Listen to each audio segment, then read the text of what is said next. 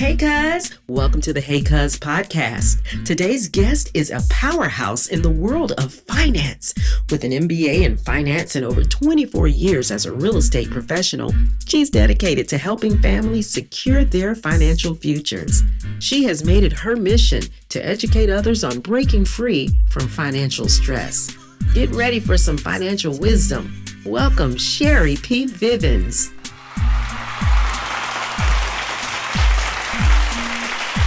Welcome to Hey Cuz, where everybody's not our cousin, but we can love you like a play cousin.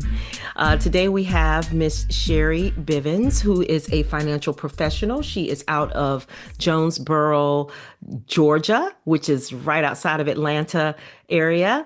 And she is going to talk to us a little bit about what it is that she does. She will be coming on regularly to correspond with us, to give us good guidance when it comes to some financial things. We have a lot of professionals that we are going to be talking to, and she is someone that I met when I was dropping my daughter off to college, and she gave me some real good advice about the return.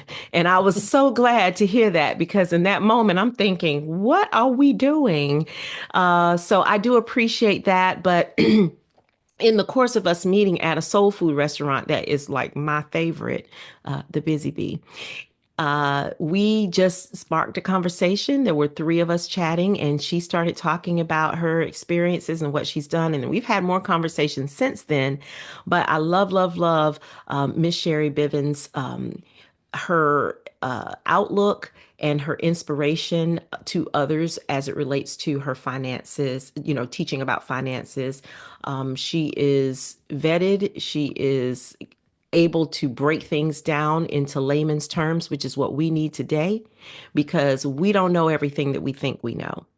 So, Miss Sherry, I want to thank you for coming on. Hey, cuz, and hey, cuz, how you doing? Hey guys, good morning. Good morning. Good morning. We were talking before we started this segment a little bit, and you were expressing explicitly how you have been sharing with people who are experiencing or have overcome breast cancer, and that this is Breast Cancer Awareness Month. So not a lot of people may be talking about the seriousness of what they can do financially to help things and to help make things better for their loved ones. And so that's one of the things I specifically wanted to talk to you about today. But before we get started, I wanted to find out or wanted you to share with us about your motivation for what it is that you do and what motivated you to pursue this current profession, and how has your view changed about that over time? Well, thank you for that. My motivation is a heartstring. My motivation for what I do is all about my sister. I Okay. lost my sister at a young age. She was 52 years old, and I lost her to cancer. And that's something that has, um, it's pushed me. Mhm. It's pushed me to educate more people, not just women, but everyone about what a cancer diagnosis can do to a family, not just emotionally, Mhm. but financially. And to let people know that, a cancer diagnosis is no longer a death sentence. A Yeah. cancer diagnosis, people live every day with cancer, but it can eradicate finances, a family's finances. It can just completely destroy a family financially. And my mission is to educate people that that does not have to be so, that there are programs that can actually replace that income that people lose as a result of cancer and cancer treatments and the cost of medication and medical treatment. So that is my mission. That is my mission to teach people about living benefits. Living benefits. People think so that, much that life insurance is someone dies and someone gets a check. Well, Mm. no. What if you live? And what if true life insurance? I think that old life insurance should be called death insurance Yeah. because that's Wow. what happens. Someone dies and it Yes. pays. What if you live? And Mhm. what if you had life insurance that took care of you in life? And that's what I educate people about. Yeah, and this is why see, this is why I like Miss Sherry because she breaks it down, like a play cuz. Because it's like the mortgage. When you look at the word mortgage, it means, death. It's death note. Mhm. And nobody wants to think about it like, oh, I've taken out this 30-year mortgage, but it's designed for it to end when you die. So That's right. it's almost as if it's never designed to be paid off. But the way that you said that we should think about life insurance, it should be named differently. It should be death insurance and then life insurance, because when you say life insurance or living insurance, that Mhm. makes sense. I remember when my grandmother, passed away. Before she was passing away, she had finally sold a home that she had that she and my grandfather had bought. And after she sold the home, I remember her saying, it's not even enough to live off of. She Mhm. had insurances, but life benefit insurance was not as popular. That it wasn't like a thing. It most recently, what would you say in the last 20 years? I would say in the last 20 years. hmm Yes. So she passed away just about nearly 20 years ago. And Mhm. so it was your family took care of you, or you went into a facility. But I remember just those words that this is not enough to live off of. Mhm. And people may think, let's just throw a number out there. They may think like, $500,000 or $200,000 is a lot of money to live off of. Well, not if you're considering, what people would make annually uh, in this, economy, and then you break that down over however many years they're expected to live not working. Not Correct. working. And so it makes all the sense in the world. You've pretty much answered my next question was telling me, I wanted to ask you if you could recall a turning point in your professional career that shaped who you are. And so you started off with your sister, but is there something specific that you may want to share? A turning point, maybe with a customer or something like that, that helped shape who you are. And um, Um, and then what's been the most surprising thing that you've discovered about yourself since you've been well, doing this? with a customer, I had a young couple who I don't know if I told you, I'm also a 24-year realtor. So, and I've been a realtor for 24 years. So I had Okay. some clients, that young couple in their 40s, that I had sold a home to. So I looked at them and I said, let me ask you a question. What would happen if you could not work? Mm. And he just kind of looked at me.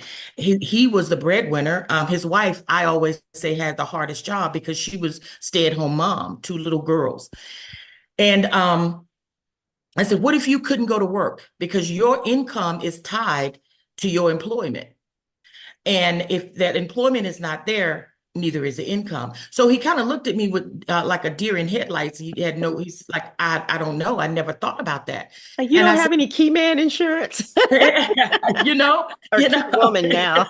key man insurance is we do that as well. I said, but what if I could show you how how a program that you could actually that would put hundreds of thousands, if not millions of dollars in your pocket during the time in case something like that were to happen, and you would still be able to pay the mortgage. If your children would still be able to stay in private school, hmm what if I could show you that and it would be very inexpensive? And he said, of course. So, of course, I did. And we put in place a program that had living benefits Okay. as a part of the program. So, fast forward 2 months, and I got a call from his wife that said that Brian had had a massive stroke. The Right. entire right side of his body was paralyzed. hmm He would never walk again, he would never work again. And she was in tears as to what are we going to do. And I said, well, we're going to file a claim. That's what we're going to do.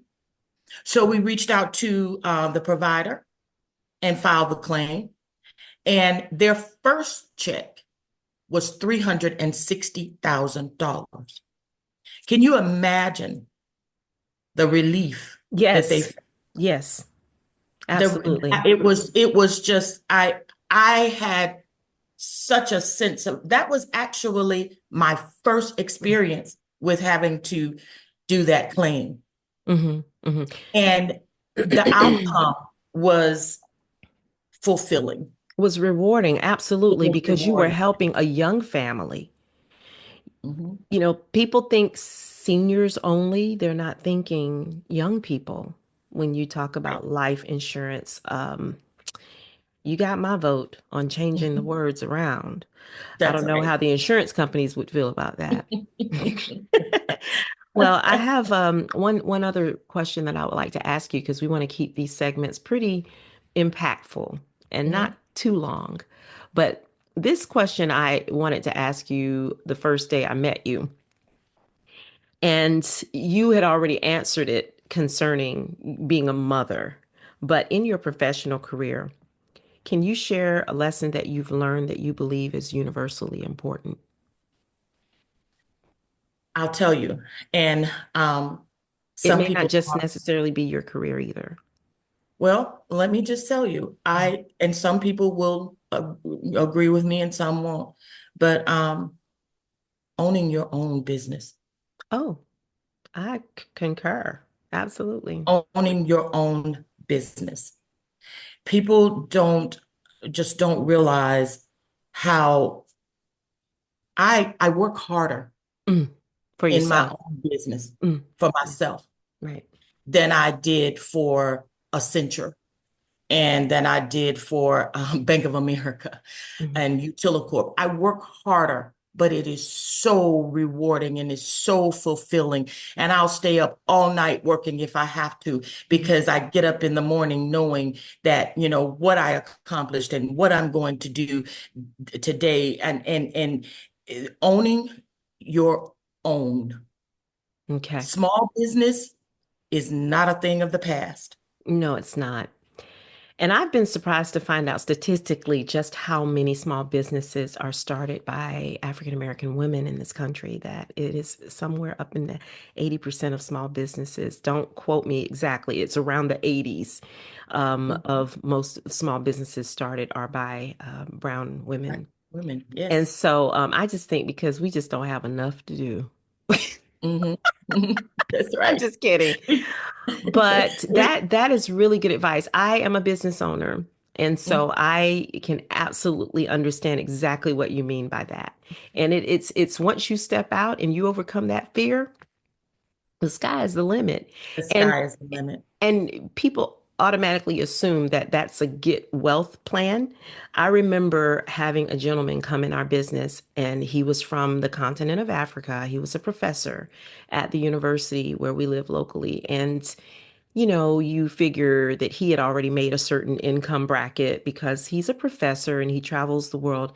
And he and the chief of staff at this university were both uh, at our business at the time and being serviced. And they looked at us and said to my husband and I, "You guys have financial independence."